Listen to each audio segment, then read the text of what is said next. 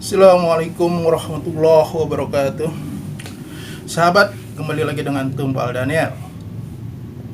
Hari ini 1 Juni 2021, 76 tahun yang lalu, tepatnya 1 Juni 1945, di mana BPUPKI rapat untuk membincangkan dalam rangka mempersiapkan bangsa Indonesia yang merdeka, dan kemudian membincangkan kelak kita akan mendirikan sebuah negara. Lalu pertanyaan yang muncul adalah ketika kita bernegara itu dasarnya apa?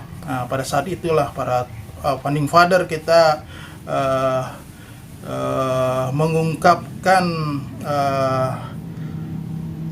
isi hatinya, pengetahuannya untuk dijadikan menjadi dasar kita bernegara. Nah, salah satunya adalah founding father kita, Bung Karno. Pada 1 Juni itu dia melontarkan satu istilah yang baru, yaitu Pancasila. Inilah yang dijadikan oleh pemerintahan kita saat ini sebagai tonggak atau hari lahirnya Pancasila. Memang setelah Indonesia merdeka hingga hari ini, tentu saja yang menjadi persoalan itu bukan adalah persoalan hari lahirnya, tetapi adalah persoalan implementasi atau aktualisasi daripada Pancasila itu sudah sejauh mana sesuai antara teori dengan prakteknya. Nah, ini yang menjadi problem yang sangat besar yang dihadapi oleh bangsa dan negara kita ini. Kalau persoalan hari lahir, klaim ada yang mengatakan 18 Agustus pada saat mana Pancasila itu disahkan sebagai dasar negara oleh PPKI, atau pada tanggal 22 Juni 1945 saat mana Pancasila itu disepakati dan ditandatangani sebagai dokumen resmi kita merancang sebuah negara yang disebut dengan Piagam Jakarta. Tentu saja banyak versi, banyak pendapat, banyak pandangan.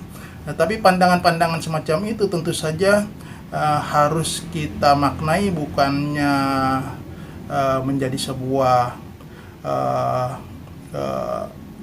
di bangsa kita ini sedang terjadinya perpecahan, perbedaan, tetapi harus sebaliknya kita melihatnya secara arif dan bijaksana, bahwasannya perbedaan itu, klaim-klaim itu sesungguhnya semakin banyak masyarakat Indonesia yang membutuhkan Pancasila sebagai kita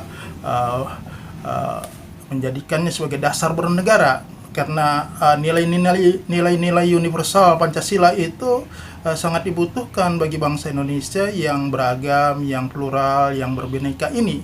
Kalau perbedaan yang ada di dalam bangsa dan negara ini tidak bisa dikelola dengan baik, maka itu potensi konflik itu sangat besar.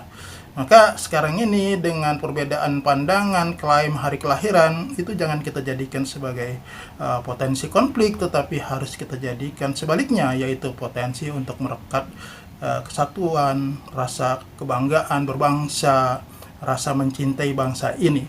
Dan disitulah letaknya, bahwasanya ketika semakin banyak orang mengklaim Pancasila dengan versinya, hari tanggalnya, nah itu maknanya Pancasila itu semakin dibutuhkan oleh bangsa dan negara ini.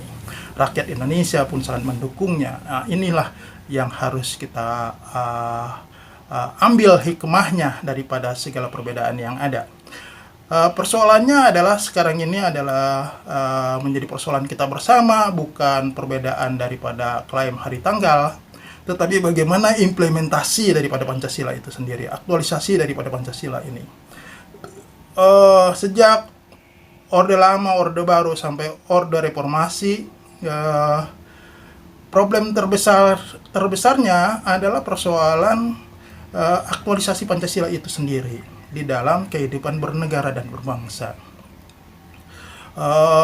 Tidak satunya perkataan dengan perbuatan, tidak nyambungnya antara teori dengan praktek berpancasila, ini yang menjadi persoalan yang selalu menjadi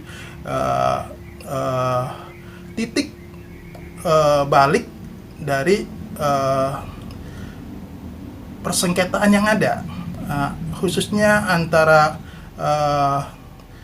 state dengan civil state, antara negara dengan warga negaranya.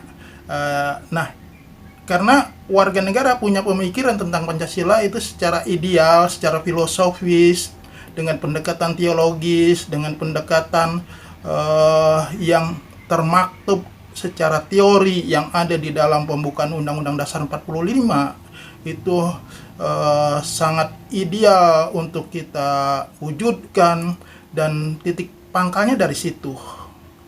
Warga negara, semua rakyat melihatnya kalau berpancasila itu harus merujuk kepada pembukaan Undang-Undang Dasar 45 itu sendiri.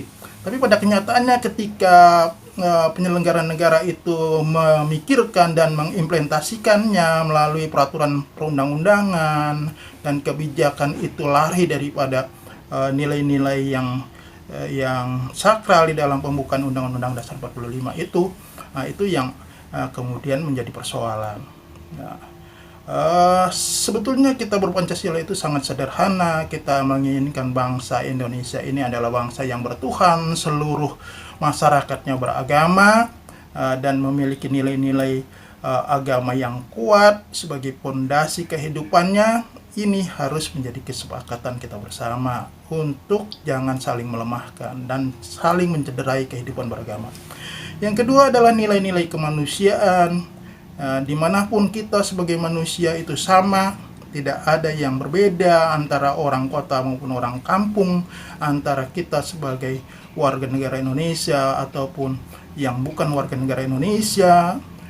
Ketika ada nilai-nilai kemanusiaan itu dicederai, maka kita akan terpanggil untuk menjadi sebagai manusia Indonesia yang mengedepankan nilai-nilai kemanusiaan. Lalu nilai persatuan, ini juga menjadi satu poin penting bagaimana kita menyadari bahwasanya kita ini penuh perbedaan, kita ini beragam suku, bangsa, agama, tetapi karena adanya kesadaran kita ingin bersatu, maka semua perbedaan itu harus dieliminasi, harus kita reduksi menjadi satu kekuatan untuk kita hidup bersama. Lalu nilai musyawarah, kegotong royongan, kerakyatan, ini menjadi ciri, menjadi karakter kita di dalam mengatur segala persoalan. Jadi jangan ada